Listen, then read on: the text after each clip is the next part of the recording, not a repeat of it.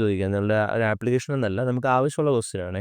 ഇതിലിപ്പോൾ ക്വസ്റ്റ്യൻ എന്താണ്? D by d x of 1 x raise to d by d x of x എന്ന് ചോദിക്കുകയാണ്. X എന്ന് പറഞ്ഞാൽ എന്താ? D by d x of എക്സിൻ്റെ പവർ എത്രയാണ്? 1 അല്ലേ? അങ്ങനെയെങ്കിൽ ആൻസർ എന്തായിരിക്കും? 1 ഇൻറ്റു അല്ലേ? ഇതിൽ എന്നിന് പകരം 1 ആണ്. അപ്പോൾ 1 into x raise to 1 minus 1.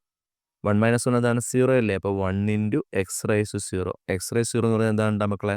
1 ആണ്. 1 ഇൻറ്റു 1 എത്ര? 1. അതായത് എക്സിൻ്റെ ഡെറിവേറ്റീവ് എത്രയാണ് ആൻസർ? 1. എക്സിൻ്റെ ഡെറിവേറ്റീവ് വെച്ചാൽ എന്താണ് ആൻസർ? 1. വേറെ ചോദിക്കാം. എക്സ് റൈസ് ടു 10 ചോദിക്കാം. Derivative of x raise to 10 ചോദിക്കുകയാണ്. അങ്ങനെയെങ്കിൽ പെന്നിന് പകരം ആരാണ്? 10 അല്ലേ? അങ്ങനെയെങ്കിൽ ആൻസർ എന്താണ്? 10 into x raise to 10 minus 1. അപ്പോൾ ആൻസർ എന്താണ്? 10 എക്സ് റൈസ് ടു 9. അല്ലെങ്കിൽ വേണ്ട വേറെ ചോദിക്കാം. എക്സ് റൈസ് ടു 5 ചോദിക്കാം.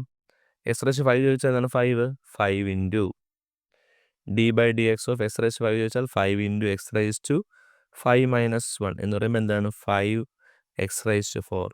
അല്ലെങ്കിൽ നമുക്ക് വേറെ ചോദിക്കാം. ഡെറിവേറ്റീവ് ഓഫ് എക്സ് ക്യൂബ് ആണെങ്കിലോ?